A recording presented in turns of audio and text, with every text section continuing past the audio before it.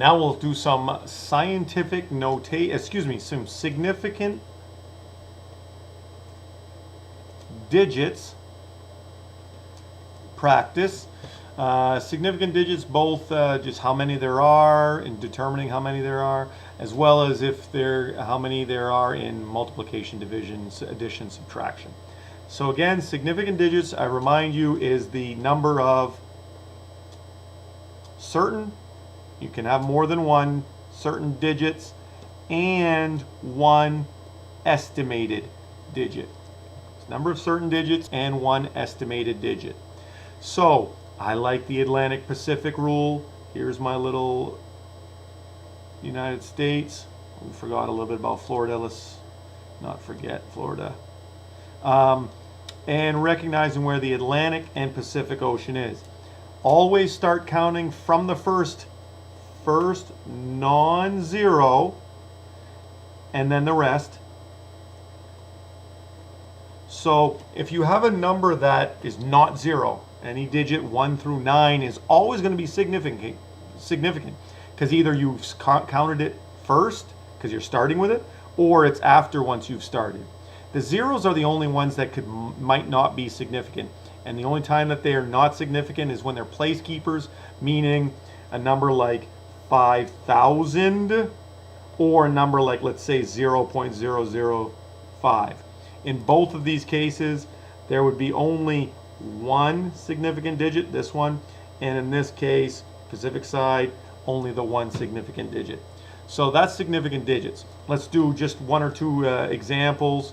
Let's say we had 59030. Decimal is absent, so we'll start from the Atlantic side. This number is not significant because we have not started counting yet. And once we start, as Michael Jackson would say, once you start, can't get enough. 1, 2, 3, 4, 5. There would be 5 significant digits in this number.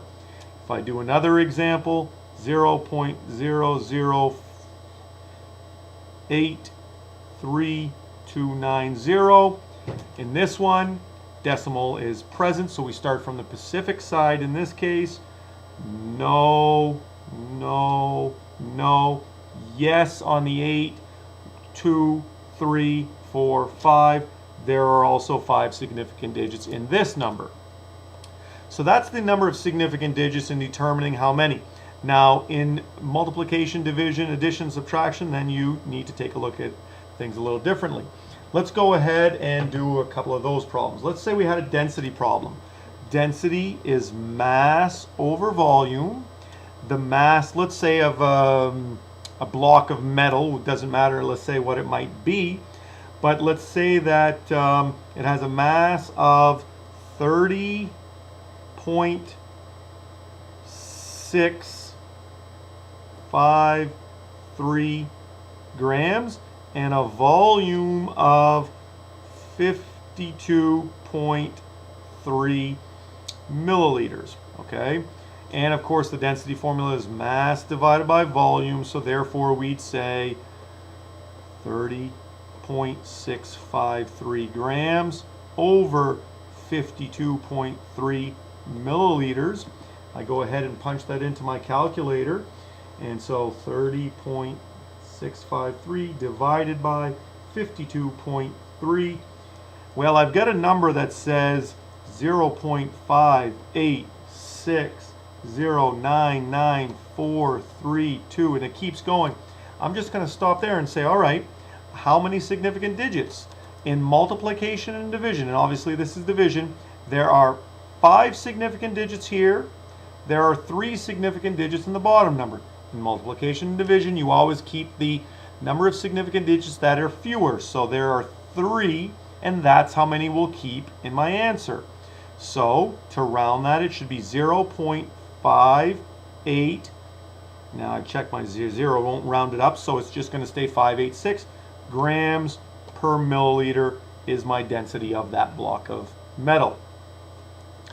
I want to quickly do one if it's an addition or subtraction. Addition or subtraction. Let's say I have oh, I don't know, let's say we're adding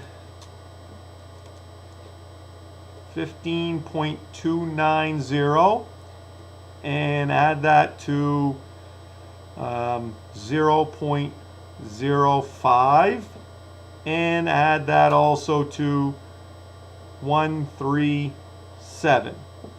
Okay, we're going to add those three numbers up. Let's say they're grams. We're adding up something that has a certain mass. Let's add those all up. We get 0, 4, 3, 12, 1, 5, and 152.340 grams. But I want to round that properly. I want to check how many significant digits. Here I have 5 in this number. I have 1 in this number, and I have 3. If it was multiplication and division, I would keep the 1, but that's not the case in addition and subtraction. Addition and subtraction, you check which one has the greatest uncertainty. Here my uncertainty would be 0.001, 0.01, and 1. 1 is the greatest uncertainty, so we will keep 3 significant digits, 152 grams. And there you are.